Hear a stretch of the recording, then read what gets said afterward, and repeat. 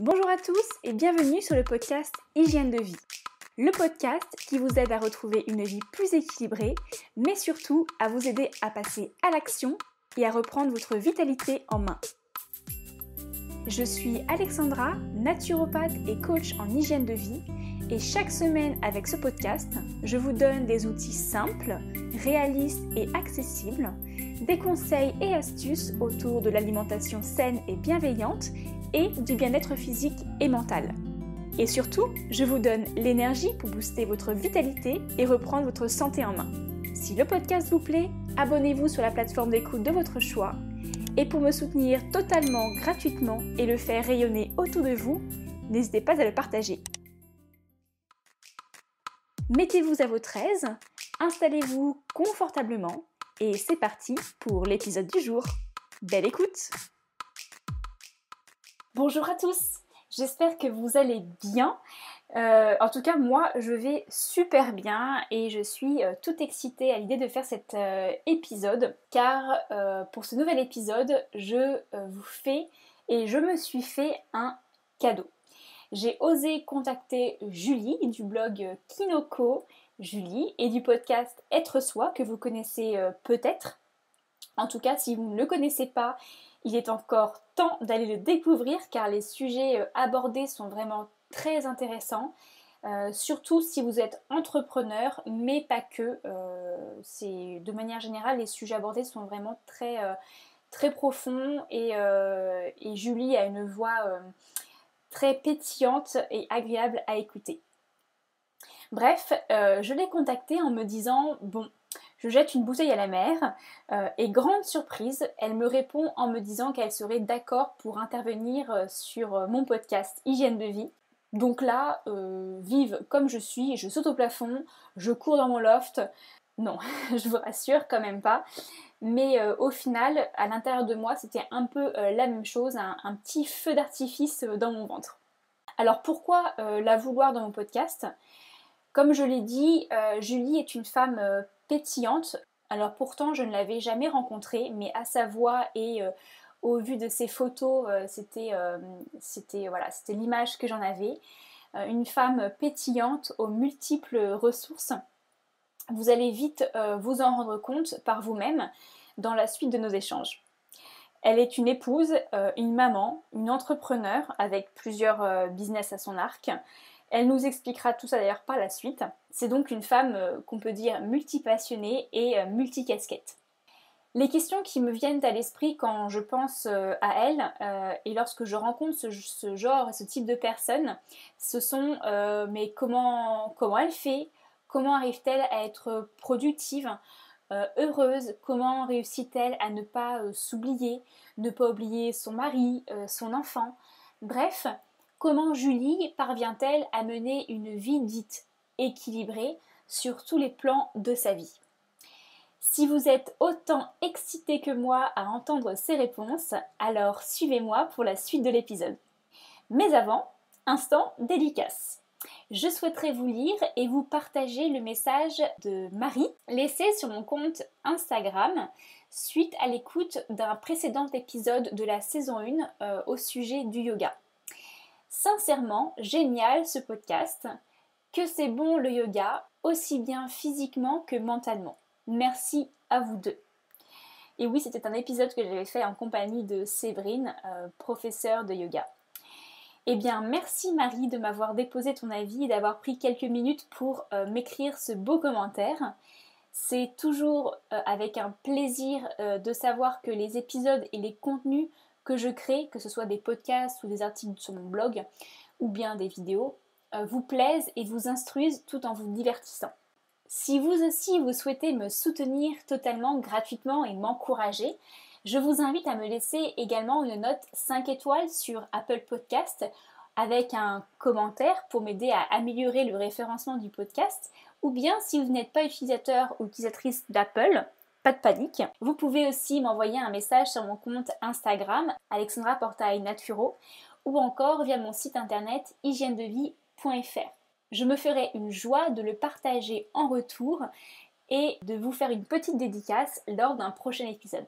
Allez, assez bavardé, je vous laisse avec ce nouvel épisode qui, je l'espère, vous plaira. Belle écoute!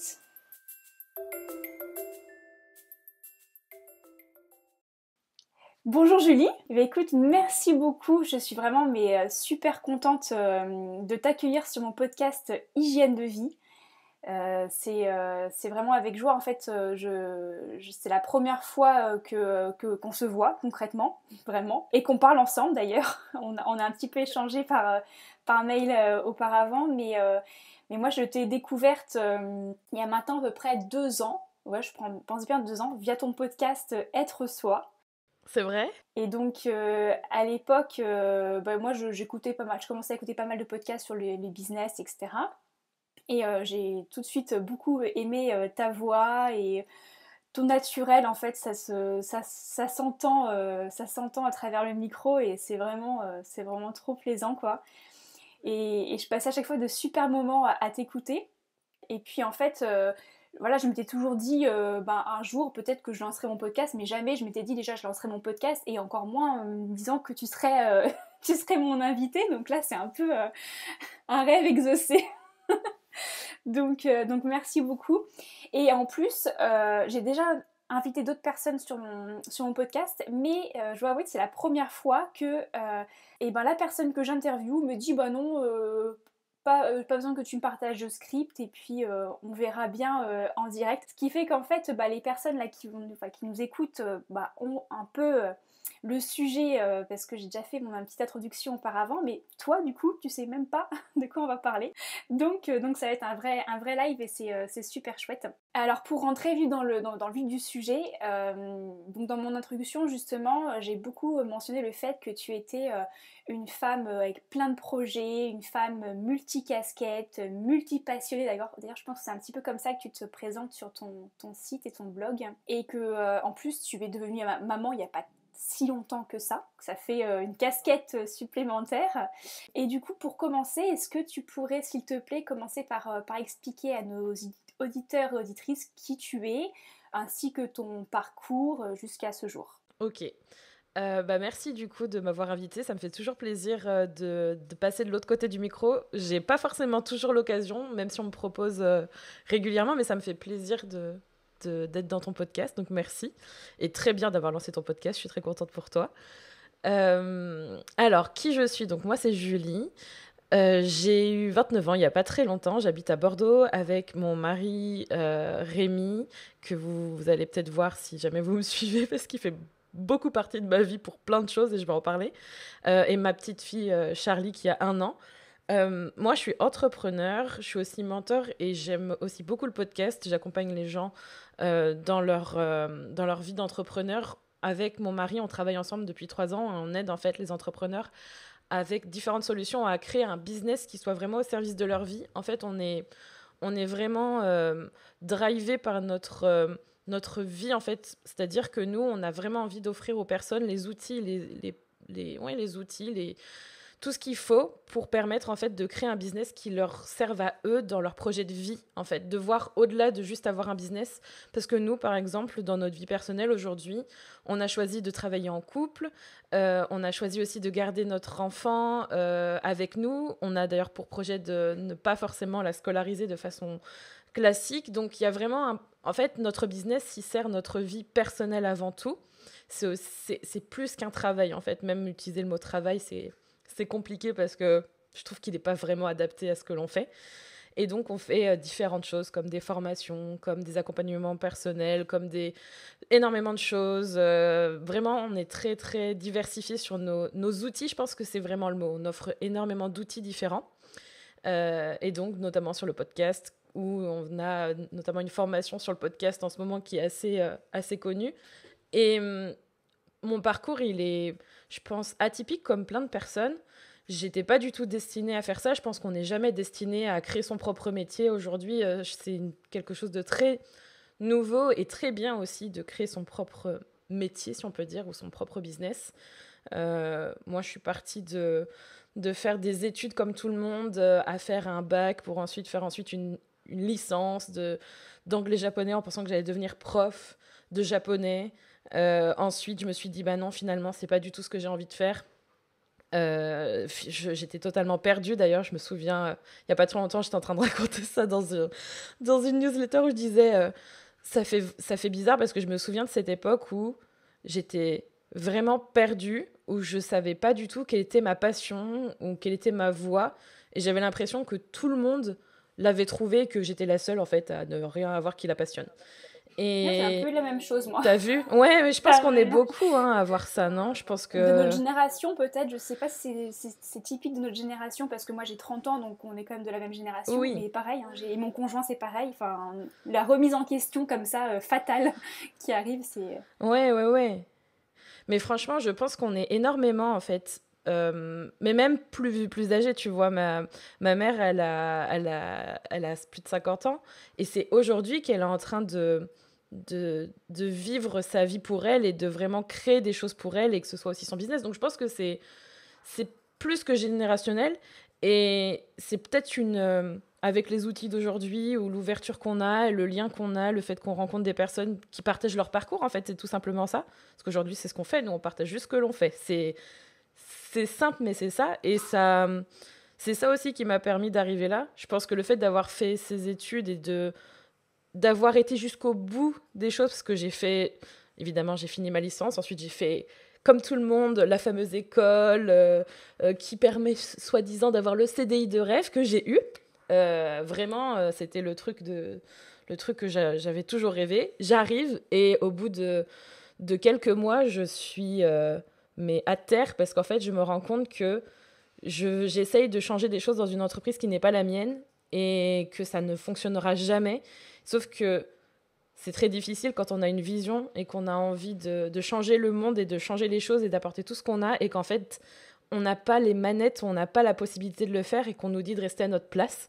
Donc je suis restée 8 mois, burn-out total, à pleurer devant la RH en me disant oui, il va peut-être falloir, va peut-être falloir s'en aller. Oui, d'accord. Donc du coup, ça a été vraiment la première prise de conscience. Mais après ça, j'ai ouvert mon entreprise solo. Et un an après, Rémi m'a rejoint. Et depuis, en fait, on est en train de vraiment créer ce qui est aujourd'hui Kinoko, vu qu'on considère ça comme une marque. Et donc du coup, donc tu as travaillé 8 mois en tant que salarié CDI, Oui, et tout de suite après, tu as créé ton entreprise. ouais, en fait, ouais, exactement. En fait, pour l'anecdote, à l'heure où on est en train d'enregistrer cet épisode, j'ai créé une EIRL en fait le lendemain. On va dire j'ai démissionné. Le lendemain, je commençais directement à travailler dans mon EIRL. Donc c'est une forme de micro-entreprise, mais qui est un petit peu plus souple au niveau des plafonds et puis sur plein d'autres choses. Et encore aujourd'hui, tu vois, je suis sous ce statut-là. Mais on arrive à une époque, une période charnière pour nous où on va passer vraiment en société avec Rémi. Et je pense que c'est pas pour rien. Il a fallu du temps pour digérer tout ça et qu'on évolue. J'ai pas eu de pause en fait. J'ai tout de suite commencé à travailler à mon compte en fait. Le lendemain direct, je me souviens, je partais avec mes petits cartons. J'étais là, ouais, ça y est, je suis libre et tout. Fini le CDI, fini les gens que je n'aimais pas et enfin toutes les personnes qui étaient vraiment très toxiques en fait pour moi. Je m'en suis rendu compte. Le lendemain, j'étais à Pôle Emploi en train de chercher à savoir comment je pouvais avoir mon aide et comment je pouvais faire différentes choses. Et déjà, j'étais partie pour facturer et j'avais déjà des clients en fait à ce moment-là. En fait, tu avais déjà commencé à travailler sur ton projet pendant ton CDI, en fait. Ouais, un mois avant. Ouais.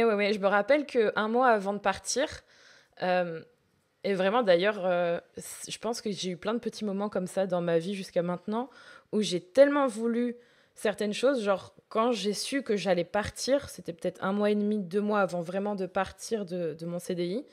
J'étais là, je vais ouvrir mon entreprise, je vais avoir des clients, j'y croyais vraiment très fort. Vraiment, c'était décidé en fait. Et le fait que ça soit ça, j'ai trouvé mon client. J'ai pris un jour de congé sur mon jour pour aller faire l'aller-retour, pour aller le rencontrer parce qu'il était loin, donc j'ai dû prendre le train, etc. Et c'était acté. Je repartais dans le train, on me disait c'était bon. Je suis repartie pour finir mes dernières semaines. J'ai fini, ensuite j'ai commencé direct. Ok. Ça a dû être quand même... comment tu as vécu cette période où tu devais faire plusieurs choses, parce que tu avais quand même ton boulot CDI qui, en plus de ça, comme ça te plaisait pas, ça devait être une charge mentale supplémentaire, plus toi, ton envie de t'évader et puis ta création de business quoi, qui n'est pas rien. Comment t'as vécu ça dans ta tête ou dans ton corps même Ben, en fait, je crois que c'était la... Alors, pour moi, c'était une période moins stressante que tous les mois que j'avais derrière parce que comme j'étais décidée que ça se passe bien et que j'étais soulagée, en fait, je me sentais... je pense que c'était vraiment une très bonne période pour moi. Je pense que c'est là où je me suis vraiment... je me sentais très bien parce que je savais que j'étais en train de passer mes missions à quelqu'un d'autre. Donc, je savais que c'était bon. Et j'étais déjà en fait dans le après en fait, dans le sens où je sentais que c'était la bonne chose et je me sentais bien en fait à l'idée je me sentais vraiment libérée, tu vois. C'était un soulagement, je pense que c'est le mot qui résume tout. C'est et en même temps, j'ai une personnalité, une façon de fonctionner qui fait que je suis capable de faire beaucoup de choses en même temps. Euh, D'ailleurs, ces derniers temps, et si c'est peut-être un message pour les personnes qui me suivent et qui me connaissent, on n'est pas forcément, enfin, je ne suis pas forcément un modèle à suivre à la lettre, c'est-à-dire que moi, j'aime faire énormément de choses en même temps, faire différentes choses à la fois, mais c'est pas donné à tout le monde. Moi, c'est comme ça que je fonctionne, tu vois. Peut-être que toi, c'est différent, je sais pas. Ah non, non.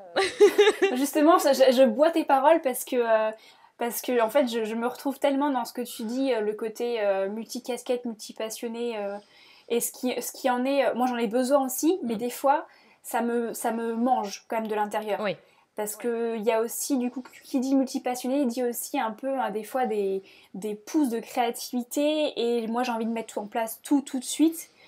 Et ce qui met aussi une pression intérieure, en fait, cette exigence qui est... Enfin, moi, depuis que je suis à mon compte, en fait, je me rends compte que le pire patron du monde, c'est soi-même. Ah oui, oui, totalement. Et je le vis vraiment, et je pense que... et du coup, voilà, je me retrouve finalement dans ce que tu dis. Ah d'accord, ok. Parce que vraiment, le côté... ça, c'est un truc, tu vois, aussi, le fait de sentir débordé, parce que moi, c'est ce qui m'arrive en ce moment, tu vois, c'est par phase, mais je pense qu'à un moment donné, faut savoir pas forcément se cadrer, mais ouais, c'est une phase d'adaptation. Je pense qu'on apprend, tu verras, t'apprendras au fur et à mesure. Faut savoir un peu lâcher prise, quoi. Oh oui, un peu. Non, il faut lâcher prise tout court. Non, il faut lâcher prise, il n'y a pas d'autre solution. Ah bon, on va en reparler un petit peu après, il Ouais. faut que tu nous dises tes tips. Ok. Et puis en plus, donc du coup, moi je me retrouve un peu dans ce que tu dis, mais surtout que j'ai vu que tu étais bretonne. Oui. Ouais. Et bah, pareil pour moi, ça m'a fait trop plaisir. Enfin, après, c'est pas une question de je lève le drapeau breton, mais bon, Ah, ça fait si, un peu quand même. Hein, ça fait chaud au cœur quand même. si, on peut dire que les Bretons sont chauvins, mais moi je trouve que, je sais pas, il y a quelqu'un qui disait qu'on va partout dans le monde, on trouve toujours un Breton, et je trouve que c'est un peu ça, parce que franchement, il y a une solidarité, il y a un truc un peu chaleureux avec le fait de se retrouver quand on est loin ou quand on fait un podcast à distance comme ça. Trop cool. Mais du coup, qu'est-ce qui t'a amené dans le bassin d'Arcachon? Euh, Oh oui, alors moi c'est mon mari en fait qui m'a amené là. On se connaît depuis... alors, à chaque fois, je suis en train de bugger. Hein. Depuis 2 ans, je suis là, mon Dieu, ça fait trop longtemps, donc du coup, je sais plus. Ça fait 16 ans, c'est ça? Oui, ça fait 16 ans. Il est derrière moi, à chaque fois, je suis obligée de vérifier. Donc ça fait 16 ans qu'on est ensemble. On s'est connus quand on avait l'âge de 13 ans, et lui, il habitait sur le bassin d'Arcachon. Donc toutes mes vacances, en fait, scolaires et tous les congés que j'avais, heureusement, nos parents se sont bien entendus et tout, parce que c'était assez particulier, notre histoire. on, on fait rien comme beaucoup de gens. Donc du coup, on s'est rencontrés comme ça sur Internet, avec un forum sur Harry Potter, et je suis tombée amoureuse de lui, et j'avais envie d'aller le voir tout le temps. Donc il a fallu trouver des moments. Et quand on est à l'école, au collège et au lycée, et même après, le truc c'est que les vacances scolaires. Donc c'est comme ça en fait que je suis tombée directement sur Bordeaux et sur le bassin d'Arcachon. Et j'ai aussi eu l'opportunité de faire mes études là-bas. Donc, au fur et à mesure, je me suis éloignée de la Bretagne, ou du moins, je suis partie de là-bas. Mais j'adore la Bretagne. C'est trop cool. Alors pour revenir sur des choses c'est un peu moins gai, alors je sais que moi je te suis pas mal sur les réseaux, notamment sur ton bientôt podcast, enfin même votre podcast maintenant que tu en fais quand même pas mal avec Rémi vrai. justement. Et tu as expliqué que tu avais vécu à plusieurs reprises, non pas seulement une, mais plusieurs reprises des burn-out. Est-ce que tu peux nous... Alors tu as commencé à nous en parler un petit peu, mais est-ce que tu peux nous en dire un petit peu plus sur ces périodes-là, comment elles sont arrivées et comment tu les as surpassées justement? Bah, la première, on en a parlé, vraiment, c'était le premier et je pense que le premier, j'ai pas voulu le voir et je pense que je l'ai eu même, très tôt, en fait. Je dis que je suis partie au bout de 8 mois.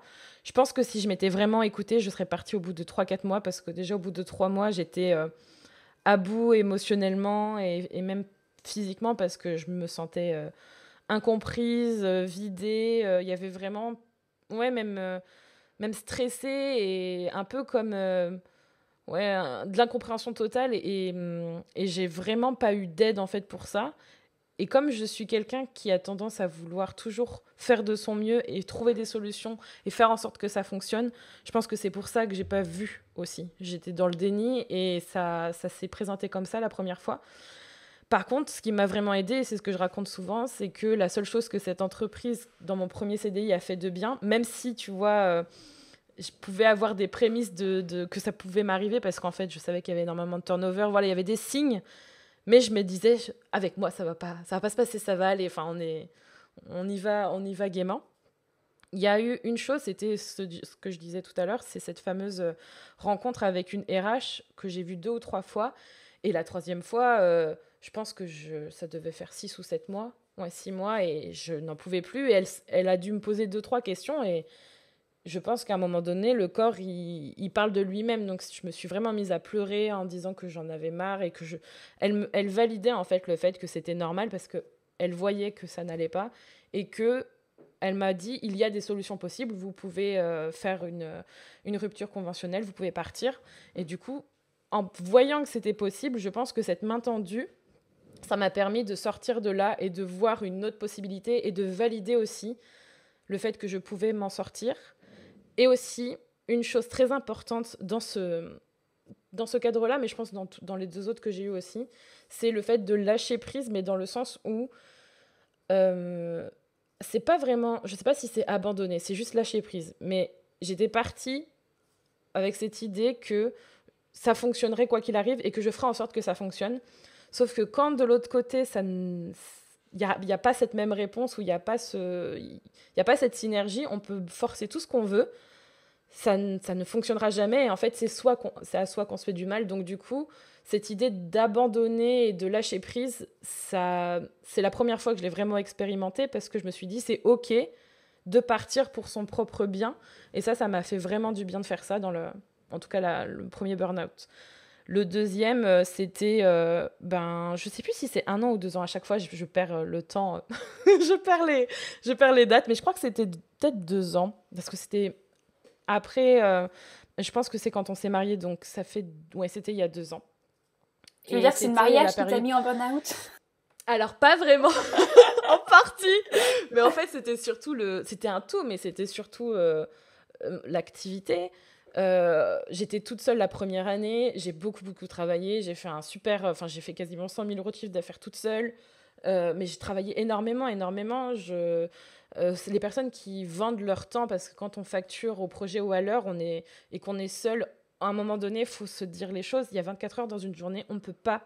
Enfin, si on veut se sentir bien, on ne peut pas facturer 24 heures. Voilà, en gros, c'est ça. Et j'ai travaillé beaucoup, et j'avais envie de donner et de faire. Et c'est un peu grisant, en fait, au bout d'un moment. Et, et donc, il y a ça. Il y a aussi le fait que tout commence à bien se dérouler. On achète notre premier appartement. On va enfin pouvoir se marier, parce qu'à la base, on devait se marier la première année. Je crois qu'on l'a repoussé de 2 ans, en fait. Et là, comme on gagnait pas mal d'argent, qu'on faisait tout ce qu'on voulait, on s'est dit, on va pouvoir l'organiser. Donc, il y a eu le déménagement, le mariage, l'activité qui commençait déjà à pivoter. J'en avais déjà marre, en fait, parce que moi, au bout d'1 an, déjà, il fallait que je passe à autre chose. Donc, j'étais dans tout ce truc, cet entre-deux, beaucoup de changements. Et je pense que c'est ça qui m'a épuisée. Et je suis retournée, en fait, dans les mêmes schémas qu'avant, à faire. Et vraiment taire ce que je ressentais sans forcément m'en apercevoir, hein, et aller au bout. Cette fois, c'est quand je suis allée chez le médecin, c'est mon corps qui était tout bloqué. J'étais là, oui, j'ai mal, etc. Ça va pas. Donc, c'était un ostéo, je crois. Et avant de commencer, il me fait juste un peu parler. Et il me dit, c'est vous, là, la dame avec tous les cartons dans la voiture? On avait déjà bien discuté avant. Et je fais, oui, bah oui, j'ai un déménagement en plus et tout. Et là, il me dit, mais cherchez pas, hein, vous êtes en épuisement, là, c'est normal que vous soyez pas bien, hein, que votre corps, il commence à déjà lâcher. Je fais, ah bon? D'accord. Et là, du coup, et là, tu te remémores la fois où tu as déjà eu ce truc et tu te dis, ah, c'est vrai qu'il y a des signes qui ressemblent à ce que j'ai déjà vécu une première fois. Tu vois ce que je veux dire? Je pense que ça colle pas mal.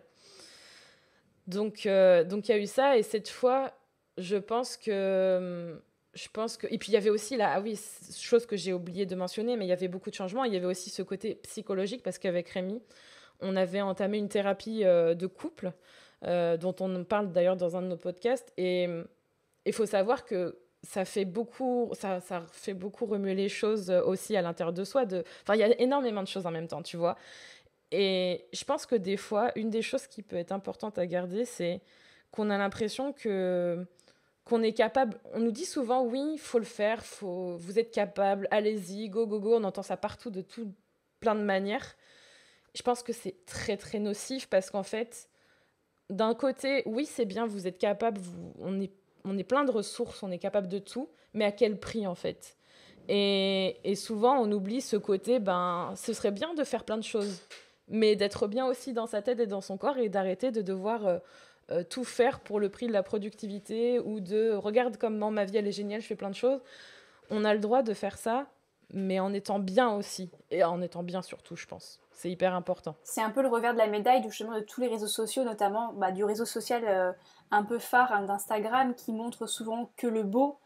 Et là où on est toujours en train de se lancer des défis aussi, c'est allez, on se challenge, on se lance des défis, go à la productivité. Et notamment, c'est un message qui a été énormément plébiscité pendant le confinement pour le coup. Comment occuper son confinement, allez, on va se lancer des défis, etc. Et je pense qu'au bout d'un moment, ça a pesé énormément et je me demande si le Covid finalement n'a pas créé des dépressions à cause de ça, parce que, enfin moi je l'ai ressenti, après c'est bête parce que je pense qu'on se culpabilise, parce qu'on se dit mais en fait on se met nous-mêmes la pression, et je pense de se dire qu'on se met nous-mêmes la pression, ça nous culpabilise encore plus en disant c'est nous en fait, la faute vient de nous et elle vient pas de l'extérieur, donc c'est encore pire en fait, je trouve. Ouais. Et, et ouais, c'est pas facile. Et en même temps, c'est vrai qu'on parle de productivité parce que on est dans un monde où on crée des choses. Et oui, je pense qu'il faut être un minimum productif. On a des outils intéressants, etc. Mais l'extrême, enfin, de toute façon, les extrêmes sont toujours nocifs. Hein. Même, moi, j'aime bien dire que l'excès est l'ennemi du bien, quoi. Même une bonne chose en excès peut devenir nocive. Non, mais je suis tout à fait d'accord. Et tu vois, je pense que le confinement, il y a eu deux extrêmes aussi. Le fait que les gens ont vu qu'ils avaient vachement de temps et qu'ils pouvaient l'utiliser pour faire plus, plus, plus, plus, à quel prix, tu vois, comme tu l'as mentionné. Et aussi le côté, on peut profiter de la vie autrement. Et ce qui est aussi le côté, ah, bah finalement, je peux et faire ci et ça, et profiter de ma vie, et profiter de ma famille, et profiter de... Il y a aussi ce côté-là, et celui-là, il est bien. Mais oui, je suis d'accord avec toi. Je pense qu'il y a pas mal de gens qui vont probablement avoir ouais, peut-être je sais pas, des dépressions, il y a eu des divorces, il y a eu plein de choses, peut-être le côté pas je sais pas si c'est le mot revers de la médaille, mais les conséquences de ce qui s'est passé. Et tu as dit une chose qui est très importante et que je suis en train de vivre en ce moment depuis quelques semaines, c'est que mes proches, et même je pense que j'en parle dans le podcast, mais je reviens de la Julie qui était à fond dans l'organisation et dans la planification et dans le contrôle et dans la façon de gérer sa vie et son business grâce à tous les outils, confortée parce que la vie, le système et ce que l'on voit partout nous dit, comme tu l'as dit très bien, sur la productivité, optimiser, faites en sorte d'utiliser ça pour réussir à faire ci, ci, ci. Moi, j'étais vraiment dans ce cadre-là pendant des années, parce que ça fonctionne. Enfin, faut être honnête, ça fonctionne en fait. Oui, Le ça fait fonctionne très bien. d'optimiser, ça marche trop bien. Ouais. Mais honnêtement, moi, ça m'a rendu complètement tarée. Hein. Là, en ce moment, je n'utilise plus aucun outil type Asana, Trello et compagnie. Mon seul outil d'organisation, c'est une application de notes depuis, je sais pas, un mois. Et pourtant, c'est là où on m'a dit que vous êtes partout, vous faites plein de choses et tout. Donc, en fait, au final, je me suis aussi rendu compte qu'en me coupant de tout ça, c'était vraiment moi qui devais choisir ma façon de fonctionner et de choisir mes outils, de la façon dont j'utilise mes outils surtout, au quotidien pour ne pas justement m'enfermer dans cette productivité à tout prix et ouais, ce prisme c'est très bien d'utiliser des outils pour être ultra performant. Enfin, la performance, je pense que c'est le mot, tu vois. Ouais. Comme les Ça fait mal. sportifs, ouais. Ouais. Et du coup, comment tu le vis et comment tu fais concrètement pour t'en sortir dans ton business, justement, et ta vie de tous les jours, ce fait de lâcher prise sur les outils de productivité? Ben, déjà, ça c'est lié à mon troisième burn-out, je pense. Parce que le troisième était plus particulier, c'est celui que j'ai vécu quand je suis devenue mère. Donc il y a un an en fait, j'ai donné naissance à Charlie. Mais surtout, ma grossesse en fait s'est déroulée sous le prisme de cette productivité que j'avais intégrée en moi bah, sans forcément m'en rendre compte. En fait, c'était ce que en fait, j'aimais ça, j'aimais l'organisation, j'aimais être productive, j'aimais être partout. J'avais l'impression que le contrôle me permettait d'aller toujours plus loin. Et j'ai vécu ma grossesse comme ça. Déjà, je pense, avec le recul, je pense que ça m'a provoqué en partie le fait que je sois hospitalisée et que je sois obligée déjà de lâcher prise, parce que hospitaliser un mois à gérer son business et à devoir gérer son congé mat et gérer tout ça, c'est quelque chose. Donc ça, plus les arrêts, déjà, pour moi, c'était les prémices ou déjà des indices de ce qui allait suivre. Donc j'ai accouché, mes 3 premiers mois, ou du moins, c'était difficile déjà parce que j'ai eu un allaitement, la mise en place de l'allaitement était compliquée. Et au bout de 6 mois, vers décembre, janvier, il faut savoir qu'avec le postpartum, en fait, le postpartum, c'est donc la période après l'accouchement, le cerveau, en fait, il change. Il y a vraiment une modification, même physique, en fait. Exactement. Le cerveau, il change. Et c'est d'ailleurs quelque chose que je dis souvent. Je ne comprenais pas pourquoi, quand on devenait mère, on changeait à ce point. J'étais là, mais... D'ailleurs, je le dis, j'avais un jugement horrible, en fait, sur ces personnes. Je me disais, mais pourquoi elles font ça? Ça n'a aucun sens, là. Elles parlent de leur gosse et tout. Je dis, mais moi, ça ne m'intéresse pas. Je ne ferai jamais ça. J'en reviens. Donc, jamais. Du coup... non, mais en fait, je ne comprenais pas véritablement l'impact que ça pouvait avoir. Et donc, physiquement, certes, c'est un impact, mais émotionnellement aussi. Et je suis arrivée vraiment à... Je pense que j'ai eu une découverte émotionnelle. J'ai vraiment tout qui est ressorti. C'est-à-dire que mon business, de la façon dont c'était géré avec Rémi, ne m'allait plus. Je sentais qu'il fallait vraiment que j'étais toujours dans cette transition, mais j'étais jamais vraiment de l'autre côté, en fait, de la barrière. J'étais tout le temps dans un entre-deux. C'était plus du tout la même gestion. Avoir un bébé que l'on garde, même si je voulais ça, je ne subis pas ma décision. Enfin, j'avais l'impression de subir ma décision, mais j'avais vraiment envie d'avoir tout. Et en même temps, je sentais que tout ce que je voulais, c'était au prix de ma santé mentale. Et vraiment, je suis arrivée très très loin je pense que j'étais pas loin d'une dépression, mais vraiment pas très loin. Et là, j'ai vraiment eu besoin de retourner voir ma psy, donc que je vois encore aujourd'hui. Et je pense que celui-là, c'est celui qui m'a vraiment fait shifter, qui m'a vraiment fait changer, parce que depuis ce jour-là, depuis cette conscience, cette prise de conscience que en devenant mère, en ayant le business que j'avais avant, il fallait que je lâche prise et que je décide de ce que je voulais vraiment faire et que je choisisse de vivre autrement pour moi-même et pour mes proches. Ça a vraiment changé, parce que depuis ce jour-là, on change vraiment notre façon de faire du business. Notre organisation n'a rien à voir. Et ce que l'on dit avec Rémi, c'est que tous les jours, en fait, au lieu de chercher à être l'esclave de ses outils, c'est-à-dire se lever le matin, regarder sa to-do list et se dire j'ai tout ça à faire, comment je vais le faire alors que j'ai mon enfant, j'ai ça. Moi, le matin, je me lève, ok, j'ai noté des choses à faire, mais c'est très bizarre, mais même en notant tout ce que j'ai à faire, j'ai vraiment le sentiment que même si je fais pas la moitié, voire les 3/4 de ce que j'ai noté, je pense que comme on a travaillé pour faire en sorte d'être soutenu par notre business et par ce que l'on vend et par ce que l'on fait, ben on est quand même bien. C'est très bizarre, mais en fait, on a vraiment créé ce business à la sueur de notre front. Et ça, on n'est plus esclave de notre organisation, parce qu'on a vraiment travaillé ça en amont avec tout ce que ça implique. Et tu vois, je souhaite ça à personne. J'espère le transmettre aussi pour faire en sorte que ça change. Vraiment. Donc aujourd'hui, tu n'es plus du tout esclave de ta to-do list. en gros. Je pense que non. Je pense que non parce que maintenant, je ne sens plus ce besoin. Je pense que ça va parler à beaucoup de personnes quand je dis, quand vous vous levez le matin, je ne sais pas si c'est ton cas d'ailleurs, quand vous vous levez le matin, vous vous dites, OK, il va falloir que je regarde ce que j'ai à faire, tu vois. En fait, on fait confiance à nos outils pour se souvenir de ce qu'on en a à faire. Et moi, j'étais comme ça aussi beaucoup et je trouve ça normal parce que on a besoin de soutien. On a besoin Ça de soutien et rassure. si c'est... Bien sûr, et c'est ce que je conseille de vider vraiment sa tête à chaque fois, de vider tout ce que vous avez dans votre tête, de ce que vous avez à faire parce que c'est pas sain de tout garder. On regarde sa liste et on se dit, OK, alors ce matin, je fais ça, je fais ça. Beaucoup de personnes fonctionnent comme ça. Je pense que je fonctionnais comme ça aussi. Maintenant, OK, j'ai noté ça.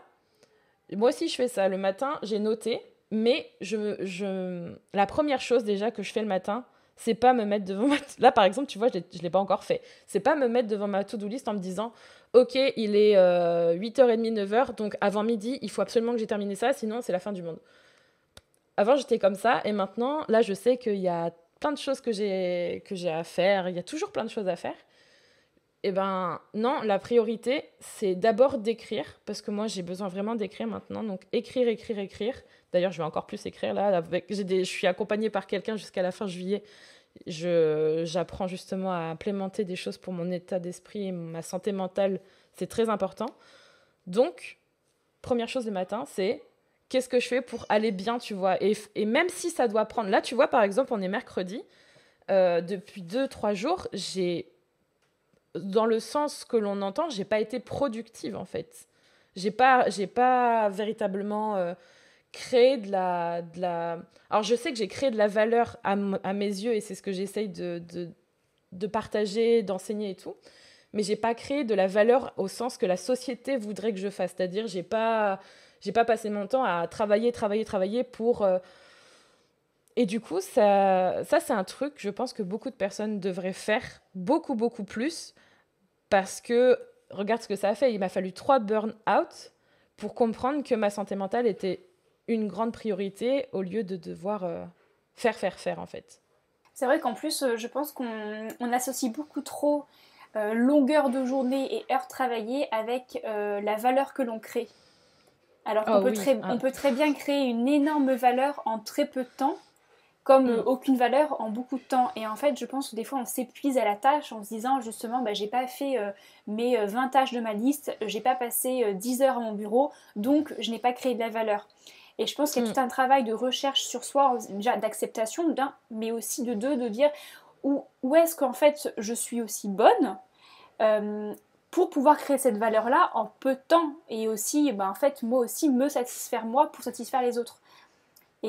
Et c'est aussi un gros travail à faire, je pense, aussi bien sur le côté personnel que professionnel, parce que j'ai l'impression que, enfin moi c'est comme ça que je le vis, surtout quand on est à son compte, et je pense de plus en plus, même pour les salariés, la Mm. limite perso-pro, elle est de plus en plus fine dans notre monde actuel, et ça demande d'autant plus d'exigence d'être bien dans les deux mondes en fait, et Mm. pour avoir un vrai équilibre.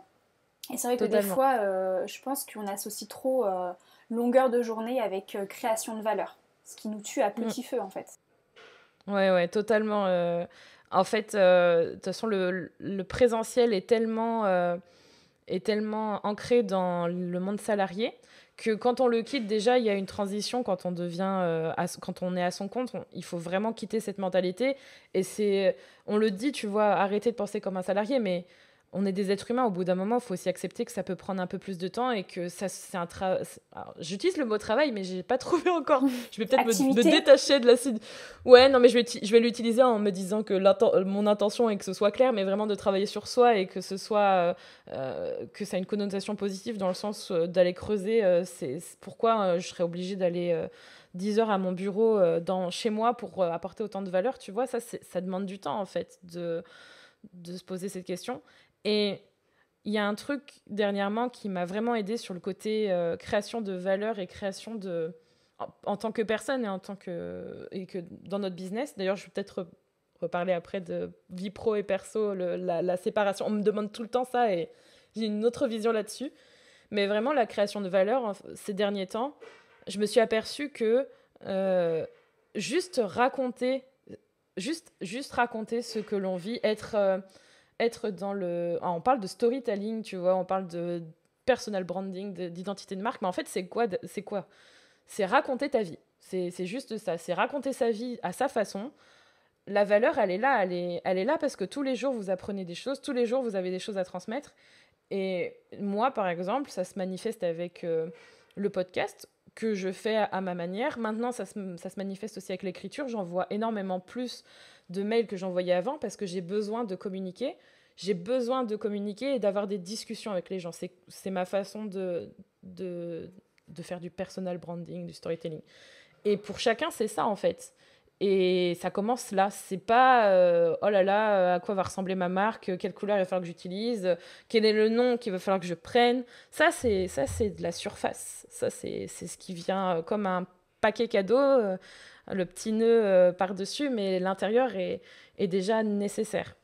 Et tu vois, pour le côté vie pro et vie perso, avec Rémi, ça fait des années en fait qu'on nous demande comment vous faites pour séparer les deux. Et je pense qu'en fait, on répète toujours pareil parce que nous, il n'y a pas de séparation et je pense que c'est vu d'une façon super négative par certains et complètement taré pour d'autres. Et d'autres se disent « Oh là là, j'aimerais bien faire la même chose ». Déjà, il faut savoir que nous, c'est un choix. À chaque fois qu'on dit qu'on fait un business au service de notre vie, c'est parce que chaque vie est différente et que la vôtre en tant que personne et individu et en tant que couple ou en tant que famille ne sera pas la même que la nôtre. Il y en a, ils ont envie de vivre en nomade. Il y en a d'autres, ils ont envie d'avoir un travail salarié, d'avoir un business et de laisser leurs enfants à l'école ou garder, tu vois. Et s'il n'y a pas de limite, c'est parce qu'en fait, je pense qu'il y en a beaucoup qui, comme le modèle salarié, vivent pour les week-ends et pour les lundis et voient le business comme une punition ou comme quelque chose à faire ou comme une obligation et pas comme un plaisir, en fait. Et je pense que quand on change sa vision de son business, on sait en fait qu'on peut avoir les deux mélangés, mais ça ne veut pas dire que l'on est obligé de ne pas mettre de limites. Il y a une différence entre vivre sa vie pro et perso mélangée et ne mettre aucune limite, et là, partir en burn-out, voilà, et le faire et mettre des limites. Et les limites, elles sont individuelles, elles sont collectives, mais par exemple, prendre une demi-journée, là, par exemple, je pourrais décider de prendre ma demi-journée, c'est-à-dire, quand je dis ça, c'est par exemple ne pas ouvrir mon ordinateur, partir, ne rien faire qui soit attrait au business. Ça, c'est possible, en fait. Et je pense qu'il faut se dégager de cette vision-là parce que c'est plus qu'une punition d'autre chose que de chercher tout le temps à mettre tout dans des petits carrés, des petites cases. Ouais. C'est super fatigant, je trouve, non? C'est vrai, le fait de tout... en fait, c'est une sorte de contrôle, encore une fois. Et je pense que le contrôle est fatigant. Ah ouais, non mais... En fait, c'est ce qui est très compliqué, c'est que le contrôle, il est fatigant et en même temps, il est rassurant. C'est comme la to-do list, en fait. La to-do list, c'est une sorte de contrôle. Et aujourd'hui, la to-do list, c'est un super outil qui nous permet de vider l'esprit et de cadrer les choses. Et en même temps, c'est aussi un piège. Et moi, j'en ai déjà parlé plusieurs fois sur un podcast aussi, sur mes articles de blog, sur la to-do list. Est-ce que c'est un ami ou un ennemi? Mais en fait, c'est les deux à la fois. C'est toute une question d'équilibre. Et moi, je le vis. J'en ai parlé parce que je me suis aussi libérée de ça. Et je me libère tous les jours parce qu'en fait, je me suis tout simplement... pareil, je peux pas dire que je suis tombée dans des burn-out, mais après j'ai ma mère qui a fait aussi un burn-out avec une grave dépression, donc je suis quand même, ma famille, c'est un terrain assez fragile, donc en fait je suis souvent sujette à ça, en tout cas les proches. Et en fait je me suis quand même surprise à faire des to-do list tous les jours de la semaine, y compris le week-end, parce qu'après moi j'étais salariée et j'étais aussi salariée et entrepreneur en même temps, à 100% dans les deux, après à 80%, et maintenant je suis pour l'instant en congé sans solde. Mais du coup, en fait, mes to-do list, elle était toute la semaine. Et je me suis dit, mais tu deviens folle, là, tu fais une to-do list quand même le week-end, un dimanche, quoi. Et le dimanche, regardez, j'ai le ménage, j'ai mes mails, j'ai machin. Et je me suis dit, ouh, Alex, lâche prise un peu, quoi. Et c'est là, en fait, c'est ce même week-end-là où j'ai commencé à écrire un article. Et du coup, je me force déjà les to-do list, j'en fais beaucoup moins. Et le fait d'en parler, ça me rappelle aussi le travail à faire. Mais c'est vraiment pas facile se lâcher prise, notamment sur des choses comme ça. Et du coup, moi, j'ai aussi une question parce que je comprends tout à fait ce que tu dis. Je pense que aussi, quand on a créé un business qui roule aussi, qui commence à rouler un peu de manière un peu plus indépendante, je pense que c'est rassurant. Mais qu'est-ce que tu conseillerais aux personnes, justement, parce que tu l'as vécu, qui lancent leur business et qui se disent, ben justement, tant que je travaille pas, si je crée pas, enfin, travaille ou si je crée pas de la valeur tout le temps, à la minute près, En gros, j'ai la crainte aussi financière derrière, parce que finalement, j'ai pas de rentrée d'argent, et comme tout est lié à soi, l'entreprise et nous, c'est une seule personne en gros. Comment tu gérais ça, ou quels conseils tu pourrais donner pour aussi ne pas trop s'épuiser, même sur cette période-là, qui est quand même une période charnière quand on lance un business. Mmh. Je pense que tu l'as dit, j'allais te dire ça dépend de la peur, mais la peur, elle est souvent financière et je comprends ça parce que je traverse aussi ce détachement de la peur de manquer d'argent et de vraiment malgré que j'ai un business, il y a toujours cette incertitude et dans la vie, je pense, de tous les jours, il y a toujours cette incertitude de ce qui va arriver au lendemain et encore plus maintenant avec l'argent. Quand on commence déjà son business, tu l'as dit très justement avec ton expérience, il y a pas, en fait, il y a aucune règle. Les règles, c'est vous qui les décidez, c'est toi qui les décides. Donc, il y a personne qui a écrit un jour, quand tu veux lancer ton entreprise, tu dois tout quitter et te lancer à 100% dans ton nouveau business et croiser les doigts que ce que tu fais, ben, ça te rapporte de l'argent. Il n'y a personne qui a dit ça. Et il n'y a personne qui a dit non plus, tu dois te tuer à la tâche pour créer ton business tout en étant salarié et faire en sorte que tout fonctionne bien dès les premières semaines et que... En fait, je pense qu'on se met beaucoup de pression et que ça vient aussi de la façon dont on envisage les choses et on se compare beaucoup, on se dit, je vais faire comme elle, je vais faire comme lui, je vais réussir à faire ça. Mais souvent, on s'imagine qu'on va le faire, je sais pas, sur une certaine période de temps, et on est motivé par l'argent avant, c'est-à-dire on a besoin de cette sécurité, et ça je le comprends tout à fait, mais on n'est pas motivé par quelque chose de plus profond qui va durer dans le temps. Parce que faire de l'argent, on peut en faire partout. On peut en faire avec un boulot. Je peux très bien arrêter là ou faire un mi-temps et aller à McDo et faire de l'argent. Enfin, je dis McDo, mais ça pourrait être n'importe quoi.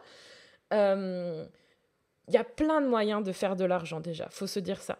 Et après, c'est important de se sécuriser, donc on revient à la santé mentale, parce que si vous n'êtes pas serein ou sereine, ou si c'est pas quelque chose que vous cultivez dans le temps, même si, comme moi par exemple, j'ai réussi à faire un certain chiffre d'affaires la première année, sauf que, qui est assez conséquent, j'ai l'impression quand j'écoute le récit de certaines personnes qui commencent.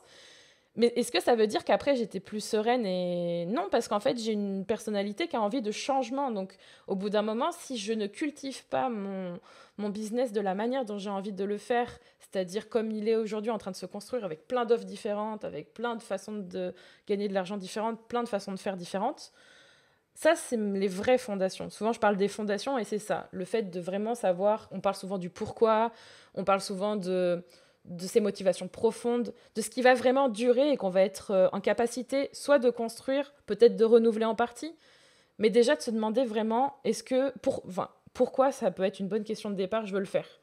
Et après, quand on commence, rien ne vous interdit de garder votre job et d'y aller. Alors, je pense que les gens, ils n'aiment pas quand on leur dit. Et moi, je comprends parce que je suis hyper impatiente. D'y aller doucement. Ouais, je suis pareil.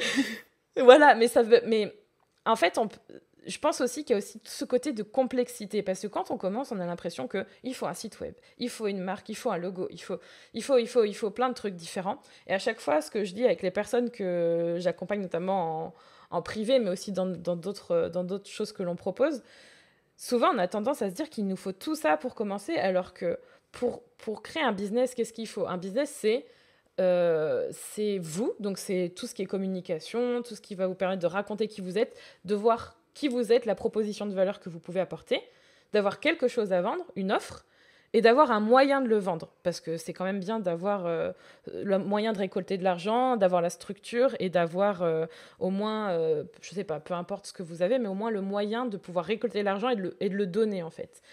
Et j'ai l'impression qu'il faut vraiment faire un ménage. Il faut se faciliter la vie et enlever toutes les couches de complexité. Vous n'êtes pas obligé d'avoir un site web pour commencer. Vous n'êtes pas obligé d'avoir un compte Instagram à 10 000 personnes pour commencer. Ou un podcast avec 120 épisodes comme moi pour commencer.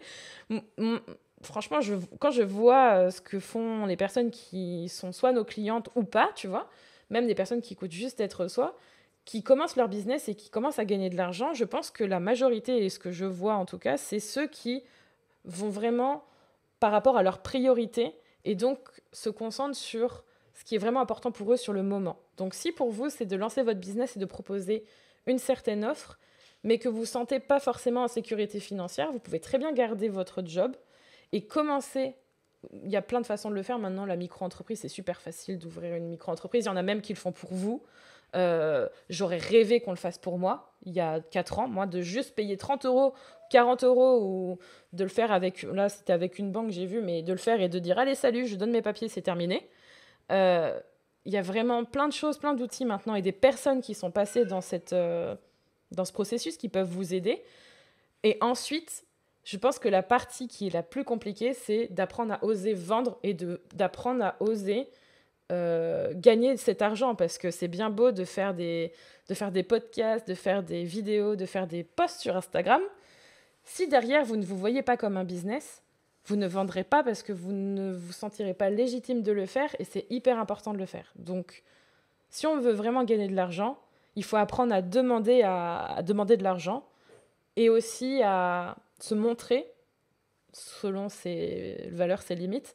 Mais tout est possible, on peut très bien le faire sous plein de formes en fait. Il n'y a pas un modèle mieux que l'autre. Chaque modèle est OK. Et apprendre à se vendre et à se montrer, justement, ça nécessite au préalable d'avoir fait quand même un bon travail sur l'image que l'on renvoie aussi. Accepter l'image, enfin, accepter qui on est et l'image que l'on peut renvoyer. Moi, je sais que ça m'a pris, ça a été le lancement de mon podcast, ça a été une super thérapie, par exemple, parce que, alors, c'est pas visuel, mais ne serait-ce que la voix. J'ai toujours détesté ma voix et de m'entendre, c'était en fait maintenant, alors peut-être on n'aime pas ma voix, tant pis, mais moi maintenant j'aime ma voix. En tout cas, elle me déplaît pas comme elle me déplaisait avant. Et pareil sur Instagram, j'ai commencé à me montrer un peu plus et en fait pas pour faire du voyeurisme, me montrer pour me montrer, mais en fait ça a été pour moi une vraie thérapie. Et de m'accepter, en fait de me voir tout simplement. Avant je ne pouvais pas me voir en photo quoi. Et je pense que c'est le cas pour beaucoup de personnes en fait. Quelles que soient les origines et tout ça en fait. C'est un vrai problème, une vraie difficulté humaine en fait j'ai l'impression. Et des fois d'oser et de se montrer, de se vendre, ne serait-ce que même si on n'a pas un business en fait. C'est je crois un gros travail, un beau travail sur soi justement et l'acceptation de soi. Complètement. Et tu vois, tu l'as dit, c'est marrant, tu dois être la 4 ou 5e personne à dire ça, que c'était une thérapie de faire son podcast. Et j'ai l'impression que c'est ça, de communiquer, au-delà de communiquer pour son business, c'est aussi une façon de mieux se connaître et comme une thérapie. Et ça fait du bien à soi, en fait. C'est bien, c'est important. Alors, on a déjà pas mal parlé de productivité. Alors, moi, juste pour remettre un petit peu le contexte, c'est vrai que quand j'ai pensé en fait à... il y a un sujet... En gros, je marchais, parce que moi je marche tous les jours et j'écoute des podcasts. Et du coup, cette journée-là, c'était que je marchais et j'écoutais toi et Rémi sur un podcast sur ta productivité. Donc, c'était il y a quelques mois. C'est vraiment il y a très récemment. Et en fait, alors je n'ai plus en tête la phrase, mais vous avez dit plusieurs phrases dans le podcast qui m'ont fait vraiment tilt. Et je me suis dit, oh là, il y a un sujet à faire sur ça, franchement. Et je me dis, bon, bah, pourquoi pas le faire avec Julie directement. Donc, c'est de là est parti mon mail pour te contacter. Du coup, on a quand même pas mal parlé de cette productivité-là, mais est-ce que, de par ton tempérament multipassionné, aussi tes différents rôles, comme je disais au début de l'épisode, girl boss, j'ai envie de dire, enfin businesswoman, épouse, femme avant tout, maman, aujourd'hui, est-ce que tu penses avoir une hygiène de vie, on va dire, correcte à ton goût, équilibrée? Si oui, comment tu fais pour la maintenir? En gros, voilà, quels sont tous tes conseils, tes astuces pour avoir un équilibre de vie, justement? Je vais peut-être répondre avec un truc qui... Alors, je pense que j'ai pas d'équilibre en fait. Très longtemps, j'ai cherché l'équilibre et je pense que c'est pareil comme pour le côté contrôle. Je pense que plus j'ai cherché l'équilibre, plus j'étais malheureuse. Et pour moi, déjà, comme on en a longtemps parlé, mon hygiène de vie commence par la santé mentale, parce que je pense qu'on l'a largement traversée. Si ma tête va pas, le reste n'ira pas. Et ça joue aussi sur mon corps, parce que, par exemple, tu vois, ça fait 2 ans maintenant, j'ai toujours une même douleur au même endroit. Et je sais qu'émotionnellement, quand il y a quelque chose qui revient, ça se réactive. Et je sais aussi que ça vient de mon activité physique. Et là, tu vois, c'est pas une contrariété, mais c'est plus j'essaye de naviguer sans jugement, sans forcément me dire oh là là, c'est pas bien. En plus, selon les codes de la société, tu es trop grosse, tu es trop ci, tu es trop ça. Bon, au bout d'un moment, si je fais ça, ça va pas servir. Mais j'ai vraiment envie d'avoir une activité sportive un peu plus régulière. Et le mois du confinement, je m'étais inscrite dans une super salle que j'adorais parce que j'ai vraiment besoin de sortir. Sachant que, tu vois, on parlait de limite. Ma limite, c'est je me sens pas capable de faire du sport là où on vit, là où on travaille, là où il y a mon bébé encore actuellement. Ça fait trop, tu vois. C'est important d'être dans un environnement où on se sent bien. Alors, certes, il y a la marche, mais tu vois, j'ai besoin de plus. Je sens que j'ai besoin d'aller me dépenser. Et c'est arrivé au moment, c'était pas le bon moment. Donc, du coup, ma salle ne réouvre pas. Et tu vois, là, je suis en train de. J'ai mis du temps à naviguer là-dedans. Et maintenant, je me dis, bon, ben c'est un investissement des fois financier, des fois personnel, souvent émotionnel, de se dire ok, bah, je vais trouver une autre solution, quitte à payer un petit peu plus pour voir comment je peux faire. Et, et tu vois, c'est hyper important, j'ai l'impression d'avoir cette hygiène de vie personnalisée, parfois au jour le jour ou parfois au mois le mois, parce que on a tendance souvent à aller chercher la solution toujours à l'extérieur en disant qu'est-ce que l'autre fait pour que ça fonctionne bien. Mais je reviens à cette santé mentale qui est hyper importante. Si je passais mon temps à faire ça, je pense que je serais pleine de culpabilité, pleine de jugement envers moi en me disant oui, mais tu pourrais quand même marcher ou courir et tout, tu pourrais faire ci, tu pourrais faire ça, regarde, elle fait ci. Déjà, il y a ce détachement-là et le fait de ok marcher, d'aller m'aérer, ok d'aller trouver des solutions pour cette fameuse salle de sport que j'ai besoin de retrouver. Le fait aussi de manger différemment et aussi de ne pas avoir trop de jugement. Tu vois, par exemple, nous, on est plutôt végétarien, ouais, on va dire 95% végétarien, et moi, ça m'arrive de manger un peu de poisson de temps en temps. Euh, il y a aussi ce côté où je sais que pour ma santé mentale et mon bien-être, c'est important de cuisiner. Tu vois, en ce moment, je sens ce besoin. Et je pense que quand on est mère, épouse, machin truc, c'est soit sa priorité, mais surtout, faut pas être dans le jugement de se dire oh, j'arrive pas à faire comme elle, le petit plat, les cuisines, machin truc. Si vous achetez, là tu vois, devant moi, j'ai de la brioche tranchée que j'ai achetée hier parce que je savais que c'était pas du tout la semaine où j'aurais pu vraiment avoir l'âme à cuisiner. J'avais juste besoin de me nourrir et de manger un truc que j'avais envie de manger. Il y a vraiment aussi ce travail important à faire. Et je pense qu'on est beaucoup, beaucoup à culpabiliser de ne pas faire tout bien comme il faut. Et ça, c'est aussi un truc que je fais régulièrement parce que sinon, ça pèse, tu vois. Donc, il y a un peu de tout. Je sais pas si ça répond beaucoup à ta question, je suis partie dans tous les sens. Non, mais c'est super intéressant, en fait, parce que moi, je sais même pas si tu le sais, mais je suis naturopathe. Et, euh, Et justement, je travaille beaucoup sur l'hygiène de vie globale des personnes. Et c'est vrai que j'essaye en tout cas d'avoir un discours, bah, j'essaye vraiment, après je sais pas comment c'est perçu, mais déculpabilisant, en me disant, tu parlais au début d'outils en fait pour ton business. Ben moi c'est pareil, en fait faut que je m'imagine avec une mallette d'outils de solutions naturelles, donc c'est aussi bien alimentaire, physique, émotionnel, des huiles essentielles, bref, tout un tas de trucs autour de la naturopathie. Et en fait, en gros, moi, je divulgue un maximum de conseils et d'outils avec un sens derrière. Mais j'essaye de dire aussi, attention, il ne faut pas tout mettre en même temps, ni tout mettre en même temps pour tout le monde, ni tout mettre en même temps, parce que c'est la porte ouverte à tout, et c'est trop, encore trop, c'est trop, et tout ne convient pas à tout le monde, et pas au même rythme en fait. C'est un peu comme l'histoire des compléments alimentaires. J'ai fait une petite gueulante parce que les gens, il y a plein de personnes que j'ai en consultation qui prennent des compléments alimentaires à gogo sans même savoir si elles sont carencées, et en plus elles les achètent en supermarché. Non, au bout d'un moment, un excès de fer est aussi néfaste qu'un manque de fer par exemple. Donc il ne faut pas faire n'importe quoi, il ne faut pas prendre des compléments parce que justement la copine d'à côté en a pris et que c'est un peu à la mode et qu'on sera en meilleure santé. Non, c'est pas forcément comme ça. Et je pense que, et tu l'as dit, c'est que, enfin tu l'as pas dit clairement comme ça, mais c'est comme ça que moi je l'ai perçu, c'est que je pense que c'est super intéressant et très important de savoir, d'avoir une ouverture d'esprit et de s'inspirer. Et c'est complètement différent de se comparer et de faire comme un tel. Et encore une fois, ça demande quand même une certaine prise de recul qui n'est pas simple à acquérir et une certaine connaissance de soi. Et tout passe encore par le mental parce que c'est que le mental qui guide tout ça, quoi. Mais je pense que l'inspiration est très importante aussi quand même, mais attention à la comparaison. Mais c'est pas facile en fait. Tu vois, tu parlais de compléments alimentaires et tout. Je pense qu'il y en a beaucoup qui cherchent, j'appelle ça la recette magique ou l'outil miracle pour t'aider, sans forcément le dire, ah non, mais non, je cherche pas ça, je sais que ça va fonctionner. Et souvent, je dis oui, mais il n'y a pas de recette magique, il n'y a pas d'outil miracle. Je pense que tu le dis aussi, toi, dans tes consultations. Et, mais ça demande de.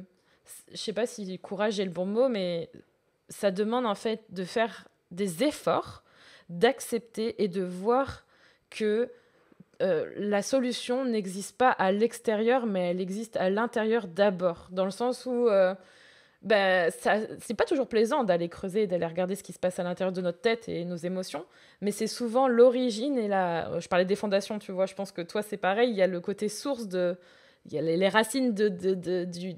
Alors c'est pas les racines du mal, mais les racines sont à l'intérieur. Mais c'est plus facile d'aller chercher une solution extérieure parce qu'on se dit oh, qu'est-ce que ça me coûte d'essayer. C'est sûr, mais en fait, c'est comme l'expression un pansement sur une jambe de bois. Je pense qu'il y a énormément de personnes qui passent leur vie à mettre ces fameux pansements partout, partout, partout. Ça ne marche jamais et ça ne change rien. C'est hyper important. C'est pour ça que je parle beaucoup de santé mentale et je pense qu'il y en a pas mal cette année qui sont en train de prendre conscience de ça, notamment avec le confinement, d'aller voir ce qui se passe à l'intérieur pour ensuite chercher les solutions extérieures et d'avoir cette bienveillance envers soi-même. Du coup, si je comprends bien, l'un de tes outils principaux d'hygiène de vie, on va dire, c'est d'avoir justement cet accompagnement mental. Mm.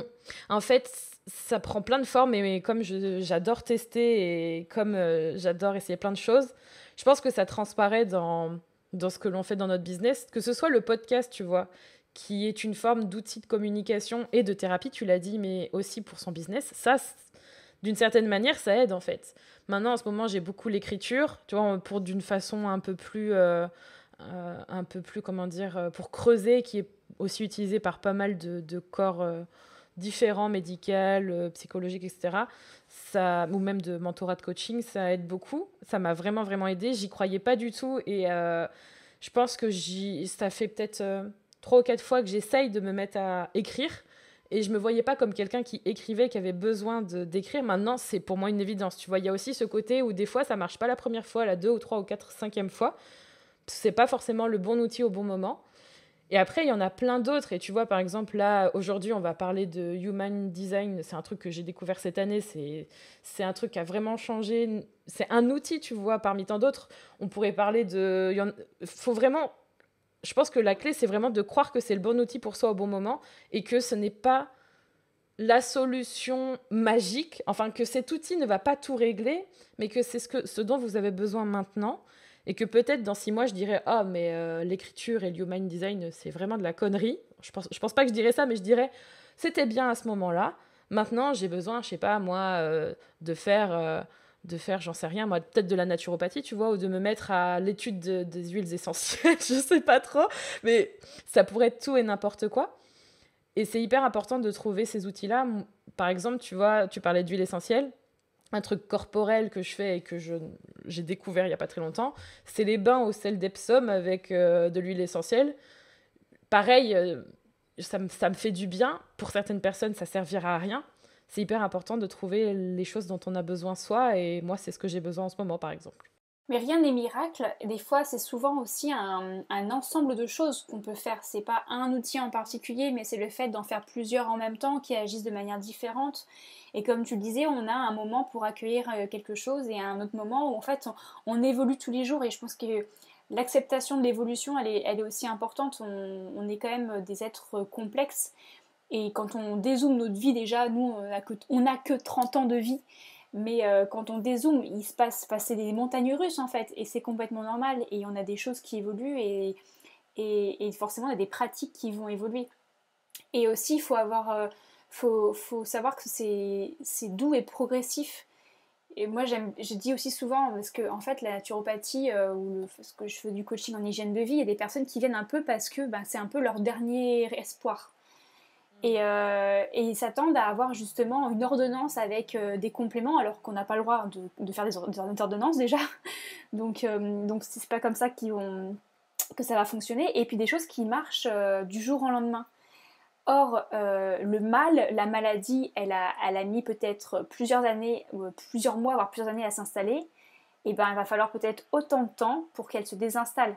Mais il faut être progressif et se dire à l'instant T, quand on se met en marche, on fera que du bien au fur et à mesure. Mais de là à être complètement guéri par exemple, oui, ça peut mettre du temps, mais les solutions naturelles sont plus douces et plus durables aussi par exemple. Et là, c'est compliqué à faire accepter justement.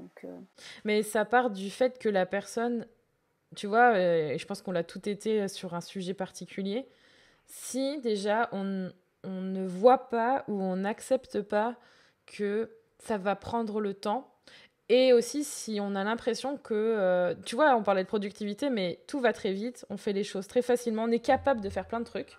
Pourquoi notre corps, on a envie de le forcer à se plier à notre volonté et à le contrôler? Donc, je pense que ça part vraiment aussi de ce... On parlait de lâcher prise, mais il faut vraiment lâcher prise aussi sur soi-même. Et si on ne lâche pas le contrôle que l'on veut avoir sur notre santé, surtout qu'on nous vend que, voilà, si on prend tel truc miracle, enfin, tel complément, on va beaucoup mieux, tel machin, il y a toujours un truc pour tout. Si on lâche pas sur ça, c'est difficile ensuite de prendre un traitement qui va demander un certain temps parce que derrière, il n'y a pas les fameuses fondations. Il n'y a pas le support en fait qui va permettre de tenir dans la durée parce qu'on n'est pas là pour le soutenir. Donc, et mon chat est d'accord. Moi aussi, chat est d'accord.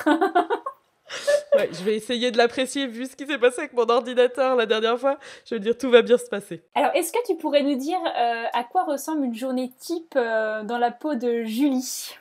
Une journée type, il y en a pas. Voilà, j'en étais sûre. La journée type, il y a un truc que je vais essayer maintenant, c'est d'écrire ma journée, tu vois. J'ai vu que c'était un exercice à faire et qui peut être super intéressant. C'est quand on sait pas trop ce qui va se passer et quand on sait pas trop comment on se sent et si on n'est pas très bien. J'aimerais bien justement tester d'écrire ma journée, genre ma journée idéale. Ça, c'est un truc qui paraît super bateau, mais ça peut être hyper intéressant à faire. Il y en a pas vraiment, tu vois. Là, pour te dire, aujourd'hui, j'avais prévu donc ce temps avec toi. Il y a aussi un moment que je vais faire avec un coaching, un accompagnement privé avec quelqu'un cet après-midi. J'ai plusieurs tâches, mais en fait, on vit à notre rythme et au rythme de notre fille, parce que de toute façon, c'est pas qu'on est obligé parce qu'on l'a choisi, mais c'est la vie qu'on a choisi de mener pour l'instant. Et il y a toujours des rebondissements. Et tu vois là, quand je te disais, j'ai passé les 2 premiers jours... à être en PLS parce que mon ordinateur qui a 2 mois a été flingué et que je je savais pas ce que j'allais faire de ma vie, que ça m'a fait complètement plonger. Il a fallu que j'adapte aussi. Donc il y en a pas vraiment. Et le principal, c'est que tu sois bien avec ça. Tout est une question de choix en fait. Si j'ai choisi de vivre comme ça, je peux aussi choisir de vivre autrement. Donc c'est important aussi de se dire que la possibilité de changer, elle est toujours présente. C'est valable dans tout. Donc pour l'instant, tu vois, on navigue, mais ça nous va en fait. Du moment qu'on est toujours à vérifier si ça nous convient, ça va, ça ne peut qu'aller. En tout cas, journée type ou pas journée type, je pense que c'est important, ce que tu l'as un peu dit, c'est d'avoir peut-être des sas ou liés aux imprévus. Parce que ça, des fois, on a beau tout cadrer, si on a tout cadré et qu'on a des imprévus, on a toujours des imprévus qui tombent. Si on n'a pas de sas pour ça, malheureusement, c'est toujours compliqué de vivre ces imprévus. Oh là là, oui. En fait, il faut accepter que ça peut arriver, mais il faut aussi se dire que ça peut toujours très bien se passer. Enfin, que tout va bien. Enfin, je pense que c'est difficile, tu vois. Par exemple, lundi, j'étais pas du tout dans cette phase-là. J'ai laissé mes émotions parler. Je revois Rémi et tout. Mais il y a aussi ce côté, tu vois, je parlais de faire un travail sur ses émotions et tout. J'ai eu une discussion il y a pas longtemps, on est en train de déborder, je suis désolée, j'ai l'impression que je vais parler pendant 2 heures. Pas de souci. En fait, j'ai une discussion super intéressante avec mon frère et Rémi, donc mon mari, il y a pas très longtemps, où sur les émotions, tu vois, on passait notre temps à dire, est-ce que lui, il avait ce postulat de dire qu'il fallait gérer ses émotions. Et moi, j'avais souvent ce postulat-là depuis très longtemps, et ça conditionne souvent nos journées. Et en fait, je me suis aperçue que c'est important de se laisser traverser par ses émotions, mais chercher à les gérer, c'est toujours chercher à contrôler. On revient toujours à la même chose. Et c'est ça. Et je pense que c'est hyper important, tu vois, dans ces moments où il y a des imprévus qui arrivent. Et en fait, laisser le temps des moments d'imprévus, en fait, c'est surtout accepter que ça arrive. Et par exemple, ces 2 derniers jours, moi, c'était un gros imprévu que l'on n'anticipe pas.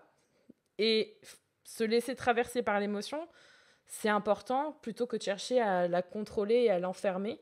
Et ça permet ensuite de pouvoir mieux vivre les prochaines fois, parce qu'il y en a toujours, et de faire en sorte justement de naviguer et de ne pas rester bloqué dans ce ressentiment que tu as vécu, parce que quand on enferme ça, après ça ressort encore plus fort à un autre Ça moment. pourrit en fait, ça pourrit C'est en ça. soi quoi. C'est un peu ça. exactement ça. L'image est pas folle mais c'est un Non peu mais ça. si, t'as raison, ça pourrit. Donc ne laissez pas pourrir des émotions dans votre corps et dans votre cerveau, ce n'est pas bon. Lâchez prise. Faut lâcher, faut pleurer ou faut. C'est pour ça que moi j'aime pas trop. On parle beaucoup de gestion du stress et j'aime pas parler de gestion du stress parce que pareil le mot gérer ça ramène à ça. Je préfère. Alors je sais pas forcément le mot mais c'est faire un pas de recul, c'est l'observer, c'est peut-être l'analyser, l'accueillir et mettre des plans d'action derrière pour s'en sortir, on va dire, si le stress, pour le coup, est néfaste, mais ce qui n'est pas forcément toujours le cas d'ailleurs.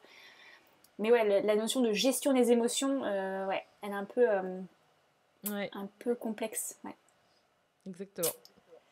Bon, bah on arrive tranquillement à la fin de l'épisode. Bon, je dois t'avouer, j'avais encore, je pense, 10 000, 15 000 ou 50 000 questions. On va faire d'autres épisodes. Mais bon, on va pas faire ça trop long quand même, et puis je vais te libérer. Mais j'ai trois petites questions, mais elles sont vraiment assez rapides. Peut-être pas la prochaine, c'est toi qui gères. Ouais. Si tu avais 3 conseils à donner à nos auditeurs et auditrices qui entreprennent ou qui sont aussi du type multipassionnés et qui se sentent peut-être un peu débordés par leur créativité ou le nombre de choses à réaliser, quels seraient ces 3 conseils? Le premier, c'est déjà d'accepter que vous êtes comme ça et que vous n'avez pas besoin d'être comme quelqu'un d'autre, parce que si vous aimez plein de choses, lâchez-vous la grappe et soyez une personne qui aime faire plein de choses et qui fait plein de choses. Ça, c'est le premier conseil. Le deuxième, c'est autorisez-vous aussi à tester. Souvent, on a tendance à se dire, je vais faire une seule chose et m'y tenir pendant 10 ans. Si au bout d'une semaine, vous testez quelque chose et vous en avez ras-le-bol, changez. Ça sert à rien de se forcer à être dans un cadre que vous vous imposez. Et je sais, il y a tous ces cheminements et vous le ferez, je pense, ce chemin pour savoir d'où ça vient, parce qu'il y a toujours des sources diverses et variées. Mais autorisez-vous à tester et à changer quand ça ne vous va plus, parce que ça sert à rien de continuer si vous ne le sentez pas. Et le troisième conseil, c'est de se dire que vous pouvez gagner aussi beaucoup d'argent en faisant plein de choses différentes. Et là, je pense que dans les prochaines semaines, je vais aussi parler de cette notion de prix et d'argent. Enfin, j'arrête pas de parler d'argent, je pense qu'il va falloir que je finisse par faire quelque chose là-dessus. J'avais un autre discours il y a quelques années sur le fait que vendre à bas prix ou vendre à haut prix, il y avait vraiment... je pense que c'était lié au fait de vendre son temps. Il n'y a pas un modèle particulier. Je pense que c'est important de voir par rapport à votre propre structure. Certes, quand on vend son temps, c'est important de voir quel est votre... on parle de seuil de rentabilité, mais combien d'argent vous avez envie de gagner et d'oser le faire. Mais par exemple, si vous êtes aujourd'hui un peu sur ce penchant de faire plein de choses différentes, de vouloir tester, vous pouvez gagner aussi beaucoup d'argent en ayant plein de choses différentes à tous les prix. Et j'ai vraiment un regard beaucoup plus bienveillant sur les choses qui sont moins chères.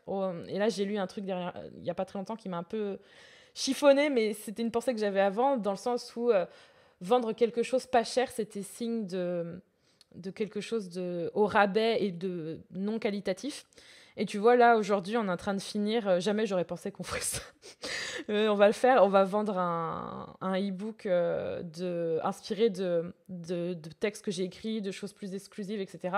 Probablement qu'on va le vendre à 9 euros ou 10 euros. Et je pense qu'il y a quelques années, je me serais dit, ou même quelques mois, je me serais dit, franchement, c'est pas correct.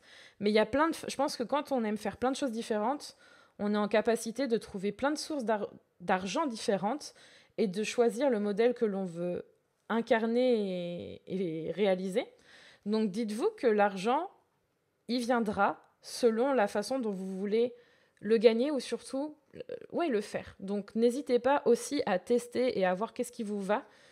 Et c'est hyper important d'avoir confiance en ça et de ne pas être dans le jugement de ce que vous faites.